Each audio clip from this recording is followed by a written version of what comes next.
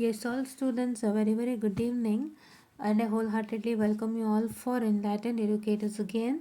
And ಇದು ಒಂದು doubt clearing ಸೆಷನ್ಗಿಂತ ಹೆಚ್ಚಾಗಿ ಫಿಯರ್ ಕ್ಲಿಯರಿಂಗ್ ಸೆಷನ್ ಅಂತ ಹೇಳಿದ್ರು ತಪ್ಪಾಗಲ್ಲ. ಸೊ ಯಾರಿದು ಎಫ್ ಕಿಂಗ್ ಅವ್ರು ಹಾಕಿದ್ದಾರೆ, ಮ್ಯಾಮ್ ರಿಸಲ್ಟ್ ಬಿಟ್ಟಿಲ್ಲ, ಫುಲ್ ಟೆನ್ಷನ್, ಫುಲ್ ಭಯ. ಏನಕ್ಕಪ್ಪ ಭಯ? 7 ಸೆಮಿಗೂ ಬಂದು ಭಯ ಅಂದರೆ ಏನರ್ಥ ಹೇಳಿ ಅಲ್ವಾ? ನೀವು ಇಷ್ಟು ಸೆಮ್ನ ದಾಟ್ಕೊಂಡು ಬಂದಿದ್ದೀರಾ, ರಿಸಲ್ಟ್ಸ್ಗಳು ನೋಡ್ಕೊಂಡು ಬಂದಿದ್ದೀರಾ, ಹೇಗೆ ವಿ ವರ್ಕ್ ಆಗ್ತಿದೆ ನಿಮ್ಮ ಅಕ್ಕಪಕ್ಕದಲ್ಲೇ ನಿಮಗೆ ಗೊತ್ತಾಗ್ತಿರುತ್ತೆ. ಇವಾಗ ನಿಮಗೇನೋ ಒಂದಿಷ್ಟು ಮಾರ್ಕ್ಸ್ ಬಂದಿದೆ ಅಂದರೆ ನಿಮ್ಮ ಅಕ್ಕಪಕ್ಕದಲ್ಲಿ if you can see to next people, say for example if you have got 77 marks, some other might have got 65, some other might have got 80. Correct ಅಲ್ವಾ? ನಲ್ಲಿ ನೀವು ನಿಮ್ಮ ಅಕ್ಕಪಕ್ಕ ನಿಮ್ಮ ಫ್ರೆಂಡ್ಸೇ ಕೇಳಿದಾಗ ಅವರೇ ಹೇಳ್ತಿರ್ತಾರೆ, ನಾವು ಕಷ್ಟಪಟ್ಟು ಬರೋದ್ವಿ, ನಮಗೆ ಮಾರ್ಕ್ಸೇ ಕೊಟ್ಟಿಲ್ಲ ಅನ್ನೋ ಥರ ಒಂದಿಷ್ಟು ಮಾತುಕತೆಗಳು ನಡೀತಾನೆ ಇರುತ್ತೆ ಪಕ್ಕಪಕ್ಕದಲ್ಲಿ. ಇಲ್ಲ ಕೆಲವರು ಅಕ್ಕಪಕ್ಕದಲ್ಲಿ ಹೇಳ್ತಿರ್ತಾರೆ, ನಮಗೊಂದಿಷ್ಟು ಕಡಿಮೆ ಬರಬೇಕಿತ್ತು, ಮಾರ್ಕ್ಸು ಕಡಿಮೆ ಆಗೋಯ್ತು ಅಂತಾರೆ. ಇಲ್ಲ ಕೆಲವ್ರು ನಮ್ಗೆ ಸರಿಯಾಗಿ ಮಾರ್ಕ್ಸೇ ಕೊಟ್ಟಿಲ್ಲ ಅಂತಾರೆ. ಈ ರೀತಿಯಾಗಿ ಒಂದಿಷ್ಟು ಮಾತಾಡ್ತಾ ಇರ್ತಾರೆ. ಇವೆಲ್ಲ ನಡೀತಾ ಇರುತ್ತೆ. ಇಷ್ಟು ಸೆಮ್ಮಲ್ಲಿ ಎಲ್ಲನೂ ನೀವು ಈ ಥರದ್ದೆಲ್ಲ ಕೇಳ್ಕೊಂಡು ಬಂದಿರ್ತೀರಿ. ಇಷ್ಟೆಲ್ಲ ನೀವು ಕೇಳ್ಕೊಂಡು ಬಂದಮೇಲೂ 7 ಸೆಮ್ಗೆ ನೀವು ಭಯ ಪಡ್ತಿದ್ದೀರಾ ಅಂದರೆ ಏನು ಹೇಳೋಣ ಅಲ್ವಾ? ನಾನು ಒಂದೇ ಹೇಳ್ತೀನಿ, ಕೇಳಿಸ್ಕೊಳ್ಳಿ.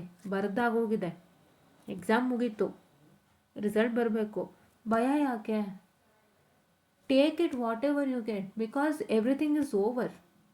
Okay, if things are not over, you have to plan how to clear it. If you have written your exam, ಆಗೋಗಿದೆ, ರಿಸಲ್ಟ್ ಬರಬೇಕು, ಎಲ್ಲ ಮುಗ್ದೋದ್ಮೇಲೆ what is that the give you have to take. You should not be feared. ಹೆದರ್ಕೊಂಡು ಕೂರೋದ್ರಲ್ಲಿ ಅರ್ಥ ಇಲ್ಲ. 7 ಸೆಮ್ಮಿಗೆ ಬಂದು ಹೆದರ್ತೀರಾ ಅಂದರೆ ಇದಕ್ಕೆ ನಾನು ಏನು ಹೇಳಬೇಕು ಗೊತ್ತಾಗ್ತಾ ಇಲ್ಲ. ಹೊಸ್ದಾಗಿ ಯಾರೋ 3rd ಸೆಮ್ ಮಕ್ಕಳು ಹೆದರ್ಕೊತಾರೆ ಅಂದರೆ ಅವ್ರಿಗೊಂದು ಮಾತು ಹೇಳೋಣ. ಪಾಪ ಅವ್ರಿಗೆ ಹೊಸ್ತು, ಈಗ ತಾನೇ ಸೆಮ್ಮಿಗೆ ಬಂದಿರ್ತಾರೆ, ಬ್ರಾಂಚಿಗೆ ಎಂಟ್ರಿ ಆಗಿರ್ತಾರೆ, ಅವ್ರ ಕರೆಕ್ಷನ್ ಹೆಂಗಿರುತ್ತೆ ಅನ್ನೋ ಅವ್ರಿಗೊಂದು ಸಣ್ಣ ಭಯ ಇರುತ್ತೆ, ಅದು ಒಪ್ಕೊಳ್ಳೋಣ. ಬಟ್ ನೀವು 7 ಸೆಮ್ಮಿಗೆ ಬಂದು ಹೆದರ್ತೀರಿ ಅಂದರೆ ಏನು ಹೇಳೋದಪ್ಪ ಅಲ್ವಾ? ಯಾವತ್ತಿಗೂ ಹೇಳ್ತೀನಿ, ಯಾವುದೇ ಸೆಮ್ನವರಾಗಲಿ ಹೆದರಿಕೆ ಬೇಡ, ಭಯ ಬೇಡ. Take whatever is wanted or take whatever you get. ಏನು ನಿಮಗೆ ಬೇಕು ಅದನ್ನು ತೊಗೊಳ್ಳಿ. ಈಗೆಲ್ಲ ಅವ್ರು ವ್ಯಾಲ್ಯೂಯೇಷನ್ ಮಾಡಿಟ್ಟಿರ್ತಾರೆ, ಹಾಕ್ತಾ ಇರ್ತಾರೆ ಮೋಸ್ಟ್ಲಿ ಪೋರ್ಟಲ್ಗೆ. ಸೊ ನಿಮ್ಮ ರಿಸಲ್ಟ್ ಬಂದಿದ ತಕ್ಷಣ ಅದನ್ನು ತೊಗೊಳ್ಳಿ. ಹೌದಾ? ಅಷ್ಟೇ, ಅಲ್ಲಿ ಇನ್ನೇನೂ ಇಲ್ಲ ಅಲ್ಲಿ. ಆಯಿತಾ? ನಾನು ಏನಕ್ಕೆ ಇದಕ್ಕೆ ನಾನು ಪರ್ಸ್ನಲಾಗಿ ರಿಪ್ಲೈ ಮಾಡ್ಬೋದಾಗಿತ್ತು ನಿಮಗೆ, ಬಟ್ ಏನಕ್ಕೆ ನಾನು ಇಲ್ಲಿ ವಿಡಿಯೋ ಮಾಡಬೇಕಾಗಿ ಬಂತು ಅಂದರೆ ತುಂಬ ಜನ ಹೆದರ್ತಾರೆ ರಿಸಲ್ಟ್ ಅಂದರೆ, ಇನ್ಕ್ಲೂಡಿಂಗ್ ಮೀ. ನಾನು ಕೂಡ ಒಂಥರ ರಿಸಲ್ಟ್ ಅಂದರೆ ಹೆದರಿಕೆ ಉಂಟು, ಎಲ್ಲರಿಗೂ ಅದು ಇದ್ದೇ ಇರುತ್ತೆ, ಇಲ್ಲ ಅಂತಲ್ಲ. ಬಟ್ ಆ ಫಿಯರ್ನ ಜಾಸ್ತಿ ಮಾಡ್ಕೋಬೇಡಿ. 10% ಇರಲಿ, ನಾಟ್ 90%. ಬಿಕಾಸ್ ಎಲ್ಲ ಆದಮೇಲೆ ನೀವು ಹೆದರ್ಕೊಳ್ಳೋದ್ರಲ್ಲಿ ಏನೂ ಅರ್ಥ ಇಲ್ಲ ಅಲ್ಲ. ಸೊ ಹಾಗಾಗಿ ಅದಕ್ಕೆ ಎಲ್ಲರಿಗೂ ಒಂದು ಸಣ್ಣ ಮೋಟಿವೇಶನ್ ಕೊಡೋಣ ಅಂತ ಹೇಳಿ ನಾನು ಬಂದಿರೋ ಅಂಥದ್ದು. ಆಯಿತಾ? ಭಯನೂ ಯಾಕೆ? ಭಯನೂ ಯಾತಕ್ಕೆ? ಎಕ್ಸಾಮ್ ಬರೋದ್ಮೇಲೆ ಭಯ ಯಾತಕ್ಕೆ? ಎಕ್ಸಾಮ್ ಬರ್ತಿದೆಯಪ್ಪ, ನಾನು ಹ್ಯಾವ್ ಟು ಡೂ ಸಮಥಿಂಗ್, ಆ ಟೈಮಲ್ಲಿ ಬರೋ ಭಯ ಇದೆಯಲ್ಲ, that is what is required for a student.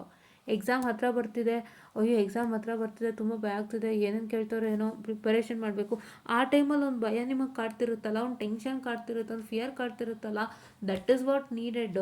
ಈಗಿನ ಭಯ ನಿಮಗೆ ಬೇಕಾಗಿಲ್ಲ, ಅದನ್ನು ಕಂಪ್ಲೀಟಾಗಿ ತೆಗೆದಾಕಿ. ಎಲ್ಲರಿಗೂ ಹೇಳ್ತಾ ಇದ್ದೀನಿ, ರೆಸ್ಪೆಕ್ಟಿವ್ ಆಫ್ ಸೆಮಿಸ್ಟರ್, ದಯವಿಟ್ಟು ಎಕ್ಸಾಮ್ ಬರೋದ್ಮೇಲೆ no tension, no fear, whatever you have written you will get the result. ಪರಿಶ್ರಮಕ್ಕೆ ತಕ್ಕ ಫಲ ಏನು ಸಿಗುತ್ತೆ ತೊಗೊಳ್ಳಿ. ಆಯಿತಾ? Yes, this is what is all for today ಅಂತ ಹೇಳ್ತಾ, ಸೊ ಹಾಗೆಯೇ ನಮ್ಮ ಟೆಲಿಗ್ರಾಮ್ ಚಾನಲ್ ಕೂಡ ನಾನು ಹೇಳ್ತಾ ಇದ್ದೆ, ಮತ್ತೆ ಹೇಳ್ತಾ ಇದ್ದೀನಿ, ಟೆಲಿಗ್ರಾಮ್ ಚಾನಲಲ್ಲಿ ಪ್ರತಿಯೊಂದು ಡೀಟೇಲ್ಸ್ ಅಪ್ಲೋಡ್ ಮಾಡ್ತಿದ್ದೀವಿ. ಬೇಗ ಬೇಗ ಜಾಯ್ನ್ ಆಗಿ, ಮತ್ತು ಅದೇ ರೀತಿ ಕಮ್ಯುನಿಕೇಟ್ ಮಾಡೋಣ. ಸೊ ಯಾರ್ಯಾರಿಗೆಲ್ಲ ಇನ್ನೂ ವಿಷಯ ತಿಳಿದಿಲ್ಲ, ಸೊ ಈ ಒಂದು ವಿಡಿಯೋ ಮುಖಾಂತರ ನೋಡಿಕೊಂಡು ಬೇಗ ಬೇಗ ಟೆಲಿಗ್ರಾಮ್ ಜಾಯ್ನ್ ಆಗಿ.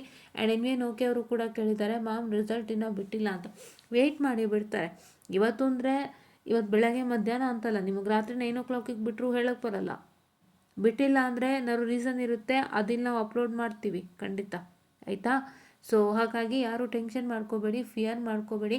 ಆ್ಯಂಡ್ ಒಂದು ಹೇಳ್ತೀನಿ ಕೇಳಿಸ್ಕೊಳ್ಳಿ, ಇಫ್ ಇನ್ ಕೇಸ್ ಏನಾದ್ರು ಪ್ರಾಬ್ಲಮ್ ಆಯಿತು ಅಂದರೆ, ನಾನು ಇವಾಗಲೇ ಹೇಳ್ತಾ ಇದ್ದೀನಿ, ಪ್ರಾಬ್ಲಮ್ ಆಗಲ್ಲ 7 ಸೆಮ್ಮಲ್ಲಿ, ಸಾಧಾರಣ ಪ್ರಾಬ್ಲಮ್ ಆಗಲ್ಲ. ಇಫ್ ಇನ್ ಕೇಸ್ ಏನಾದ್ರು ಪ್ರಾಬ್ಲಮ್ ಆಯಿತು ಅಂದರೆ, ಅದರೊಂದು ಸಬ್ಜೆಕ್ಟಲ್ಲಿ ಹೆಚ್ಚು ಕಮ್ಮಿ ಆಯಿತು, ಮಾರ್ಕ್ಸ್ ಬಂದಿಲ್ಲ, ಚೆನ್ನಾಗಾಗಿಲ್ಲ ಅಂದರೆ, please try to convince your parents, tell what problem has happen. And ನೀವು ಕುಗ್ಗೋಗ್ಬೇಡಿ ಫಸ್ಟು, ಯಾಕೆಂದರೆ ನೀವೇ ಕುಗ್ಗೋಗೋರು ಫಸ್ಟ್. ಯಾಕೆಂದರೆ 7 ಸೆಮಿಸ್ಟ್ರು ಪ್ಲೇಸ್ಮೆಂಟ್ ಟೈಮು. ಈ ಟೈಮಲ್ಲಿ ಹೆಂಗೆ ಪ್ರಾಬ್ಲಮ್ ಆಯಿತು ಅಂತ ಕುಗ್ಗೋಗೋದು ನೀವೇ. ಕರೆಕ್ಟಾ? ಫಸ್ಟ್ ಪರ್ಸನ್ ಕುಗ್ಗೋಗೋದು ನೀವೇ. ನೀವು ಕುಗ್ಗೋದ್ರಿಂದ ತುಂಬ ಪ್ರಾಬ್ಲಮ್ ಆಗುತ್ತೆ. ನೀವು ಕುಗ್ಗದೆ ಧೈರ್ಯ ತಂದ್ಕೊಂಡು ಮೂವ್ ಮಾಡಿದ್ರೆ ಪ್ರತಿಯೊಂದು ಚೆನ್ನಾಗಾಗುತ್ತೆ. ನಾನು ಹೇಳ್ತಾ ಇದ್ದೀನಿ, ಫಸ್ಟು ಏನೇ ಬಂದರೂ ಎದುರಿಸಿ, ಏನೇ ಬಂದರೂ ಪೇರೆಂಟ್ಸ್ ಹತ್ರ ಮಾತಾಡಿ, ಏನೇ ಬಂದರೂ ಕನ್ವಿನ್ಸಿಂಗಾಗಿ ವಿಷಯ ತಿಳಿಸಿ.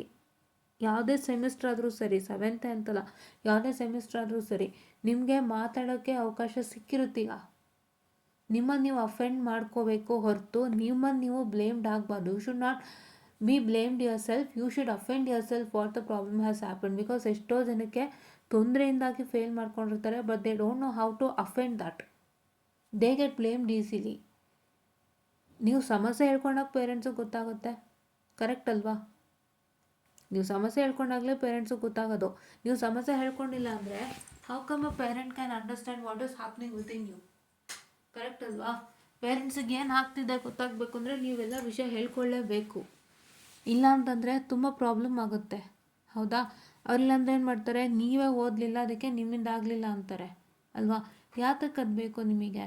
ಅರ್ಥ ಮಾಡಿಕೊಂಡು ದಯವಿಟ್ಟು it's my humble and kind request, leave off the fear, leave off the tension, and please to make sure that you try to offend yourself, you try to make understand what is the problem that's happening to you, to your parents, so that is helping you to get out of some problem. ಇಲ್ಲ ಅಂತಂದರೆ ನೀವೇ ಕಷ್ಟಪಡ್ತೀರಾ, ನೀವೇ sufferer ಆಗ್ತೀರಾ, ನೀವೇ ಹಿಂಸೆ ಪಡ್ತೀರಾ. ಯೋಚನೆ ಮಾಡಿ. Correct ಅಲ್ವಾ?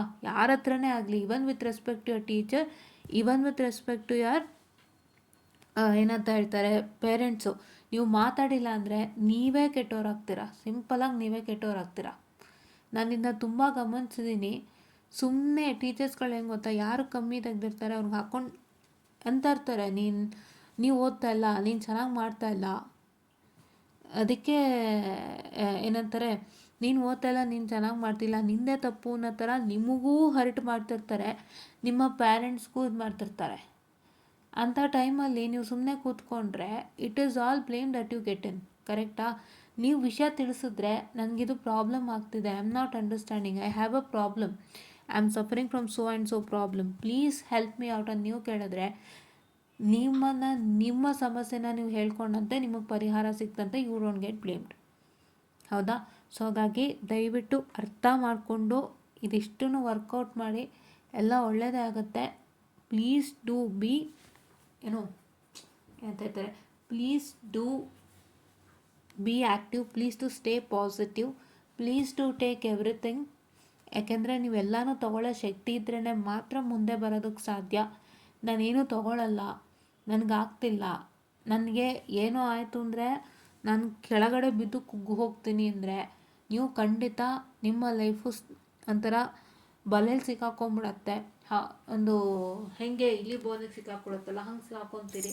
ನೀವೇ ಯೋಚನೆ ಮಾಡಿ. ಬಿಕಾಸ್ ನಾನು ಕೂಡ ಇಂಥ ದೊಡ್ಡ ಸ್ಟ್ರಗಲಲ್ಲಿದ್ದೆ ಅಂತ ನನಗೆ ಗೊತ್ತು. ಆ್ಯಂಡ್ ಅದರಿಂದ ನಾನು ಆಚೆ ಬಂದು ಇವತ್ತು ಇಲ್ಲಿ ನಿಮ್ಮ ಹತ್ರ ಇಷ್ಟು ಮೋಟಿವೇಶನ್ ಕೊಡ್ತಿದ್ದೀನಿ ಅಂದರೆ ನೀವೇ ಯೋಚನೆ ಮಾಡಿ how to take life in a sportive way. ಹೌದಾ? Always take a life in a sportive way. You will crack your exams, you will achieve good in your life.